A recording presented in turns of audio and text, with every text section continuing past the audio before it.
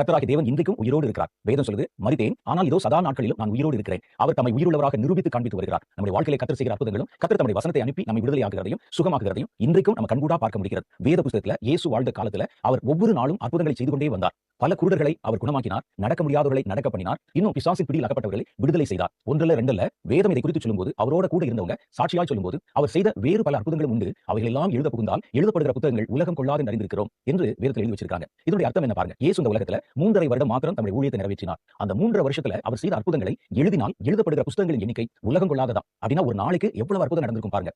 எக்கச்சக்கமா ஏராளமா வருகிறவரெல்லாம் விடுதலையாக்கினார், வருகிறவரெல்லாம் அவர் சுகமாக்கினார், வருகிறவர்களோடெல்லாம் கர்த்தர் தம்முடைய வார்த்தைகளை அனுப்பி அவர்களை தேற்றினார், பலப்படுத்தினார். பல அற்புதங்கள் அவர் சுற்றி நடந்து கொண்டே இருந்தது. அந்த இயேசு இன்றைக்கும் உயிரோடு இருக்கிறார். அதுதான் அவர் தம்முடைய செய்கைகள் மூலம், இந்த நிகழ்ச்சியின் மூலமாகவும் நிறைவேற்றி காண்பித்து வருகிறார். கர்த்தருக்குள்ளே நீங்க எல்லாம் சந்தோஷமாக இருக்கிறீர்கள் என்று எனக்கு தெரியும். குறிப்பாக இந்த ஜெபிக்கலாம் வாங்க என்ற இந்த நிகழ்ச்சி புது நிலை கிறிஸ்தவர்களுக்காக விசேஷமாக அவங்களுக்கு தான் இந்த நிகழ்ச்சி கொண்டு வரப்படுகிறது. காரணம், இந்த நிகழ்ச்சியின் மூலம் அநேகர் புதிதாக கர்த்தரை ஏற்றுக்கொள்கிறார்கள். கர்த்தருக்குள்ளே கடந்து வந்து கர்த்தராகிய